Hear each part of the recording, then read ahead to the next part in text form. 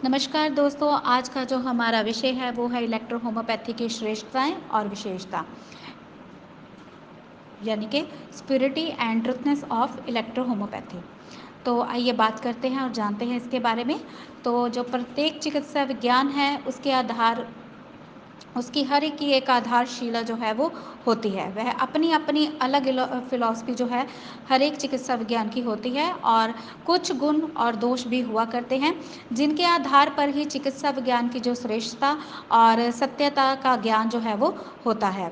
लेकिन electro homeopathic में सभी चिकित्सा पद्धतियाँ के सिद्धांतों का जो है वो सामान्य है, क्योंकि इलेक्ट्रो होम्योपैथी की जो खोज है उससे पूर्वी सारी जो पैथियाँ हैं उनका आविष्कार जो है वो हो चुका था। इसीलिए डॉक्टर मैटी ने पहले सारे चिकित्सा विज्ञानों का गहन अध्ययन किया और उनके गुण और अवगुण भी देखे, और अंत उन्होंने सभी चिकित्सा पद्धतियों के दोषों को समाप्त करके एक अत्यंत आधुनिक, सरल, निर्दोष, हानि रहित, गुणकारी इलेक्ट्रो होम्योपैथिक नामक चिकित्सा विज्ञान का जो आविष्कार है वो सन 1865 ईस्वी में किया। तो इलेक्ट्रो होम्योपैथिक ना तो किसी अन्य चिकित्सा पद्धति पर आधारित है और ना ही आश्चर्यित है, क्योंकि यह एक स्वतंत्र और पूर्ण चिकित्सा पद्धति है। और इस चिकित्सा के विज्ञान की जो औषधियाँ हैं उनकी जो श्रेष्ठताएं हैं, आइए अब जानते हैं उनके बारे में। तो बात करते हैं इलेक्ट्रो होम्योपैथी की श्रेष्ठताओं के या फिर स्पिरिटी के बारे में। तो सबसे पहले जो है, अगर देखा जाए इलेक्ट्रो होम्योपैथी की जो दवाएं हैं वो नॉन पॉइजनस यानी कि विष रहित होती हैं, और इसकी दवाएं अत्यंत गुणकारी और तत्काल यानी कि इंस्टेंट जो लाभ वो है पहुंचाती हैं। इसकी दवाएं कोई स्थानीय औषधीय रोग नहीं पैदा करती, और ना ही ये दवाएं अपना कोई साइड इफ़ेक्ट जो प्रतिकूल प्रभाव है नहीं डालती हैं। खाने में मीठी होने के कारण बच्चे, बूढ़े और सभी जो हैं अपनी इसको स्व इच्छा से ले लेते हैं बड़ी आसानी से। और इलेक्ट्रो होम्योपैथी औषधियाँ केवल संख्या में 60 ही हैं। अंत इसको रखने और उठाने में कोई परेशानी भी नहीं होती। औषधियाँ निर्माण यानी कि जो फार्मेसी है वो डायलूशन बनाना जो है वो अत्यंत ही सरल है, जिससे कि जो चिकित्सक है इच्छा अनुसार औषधियों की उच्च शक्तियों का निर्माण जो है वो कर सकता है।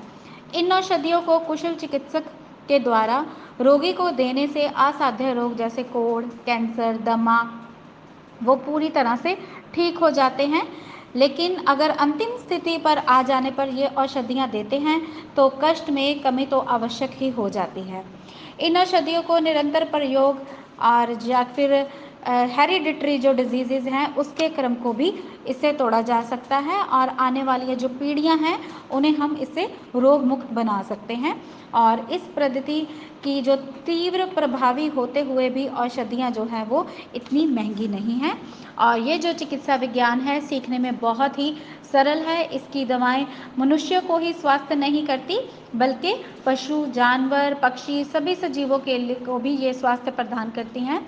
इसकी दवाएं रोग के साथ साथ उसके कारणों को भी समाप्त कर देती हैं, और रोगी जो है वो अनेक संबंधित रोगों से मुक्त कर देती हैं।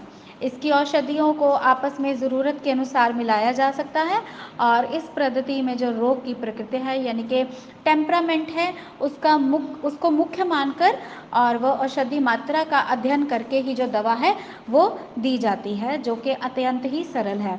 इसकी औषधियों में प्रतिक्रिया उत्पन्न नहीं होती, जो कि अकस्मात को ही को भी जाए तब भी औषधि जो है वो यानी कि अगर एग्रावेशन को भी जाए तो भी जो औषधि है उल्टी शक्ति या फिर नींबू का रस या फिर सिरका का प्रयोग कराने से जो कष्ट है वो दूर किया जा सकता है। और इसकी दवाएं केवल वनस्पति वर्ग से यानी कि वेजिटेबल किंगडम से ही तैयार की जाती हैं, और साथ ही इसकी जो औषधियाँ हैं वो डिस्टल वाटर में बनाई जाती हैं, और जो प्रयोग करने वाली शक्ति है वो रेक्टिफाइड स्पिरिट में दी जाती है। अंत इसके प्रयोग से औषधि शक्ति यानी कि जो मेडिसिनल पावर है वो सुरक्षित रहती है, जबकि अल्कोहल में दवाएं बनी जो दवाएं हैं वो ऐसे नहीं होती। तो इनकी श्रेष्ठताओं को देखते हुए ये कहा जा सकता है कि जो इलेक्ट्रो होम्योपैथी है वो अन्य चिकित्सा पद्धतियों की अपेक्षा जो है वो अधिक सुपीरियर है यानी कि श्रेष्ठ है, क्योंकि ये एक निर्दोष, तत्काल, प्रभावी, प्राकृतिक सिद्धांतों पर आधारित एक पूर्ण चिकित्सा जो विज्ञान है वो है। तो दोस्तों इसी के साथ ही हमारा स्पिरिटी और ट्रुथनेस ऑफ इलेक्ट्रोहोमोपैथिक का जो टॉपिक है ये समाप्त होता है। अगर आपको ये अच्छा लगा हो तो इसे लाइक करें, शेयर करें और हमारे चैनल को सब्सक्राइब ज़रूर करें। धन्यवाद।